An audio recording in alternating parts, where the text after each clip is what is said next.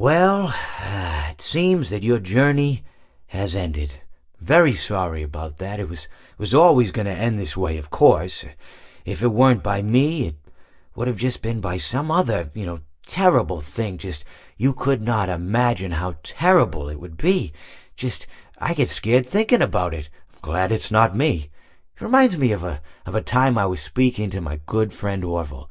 We were sitting on a park bench watching the pigeons. I was on the left, he was on the... Oh, wait, was I on the right or left? Anyways, it doesn't matter. We were sitting on there watching the pigeons. And I said to Orville, "Friend, those birds are frozen." And he kind of looked at me like I'd lost my mind.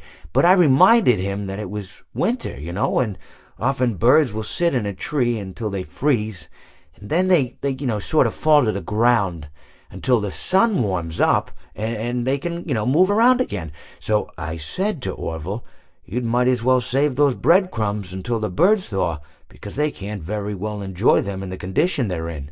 To which he asked what I meant, and asking what condition the crumbs should be in before he threw them to the birds, assuming that I meant the birds couldn't enjoy the breadcrumbs in the condition that the crumbs were in, when in fact I had meant the birds could not enjoy them in the condition that the birds were in, considering that the birds were frozen.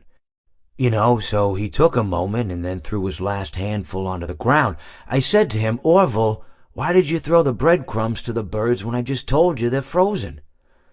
To which he responded, "The breadcrumbs are not frozen." Again, misunderstanding my words. I didn't mean to say that the breadcrumbs were frozen when I said I told you they're frozen. I'd been referring to the birds.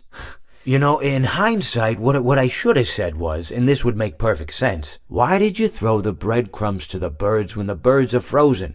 He misunderstood upon my correction, stating that he didn't know what else to do with the breadcrumbs, and that perhaps, when the birds thawed, they'd still be able to eat the crumbs. So I said to Orville, and this is what I said to him, I said, "Orville, the birds may be dead,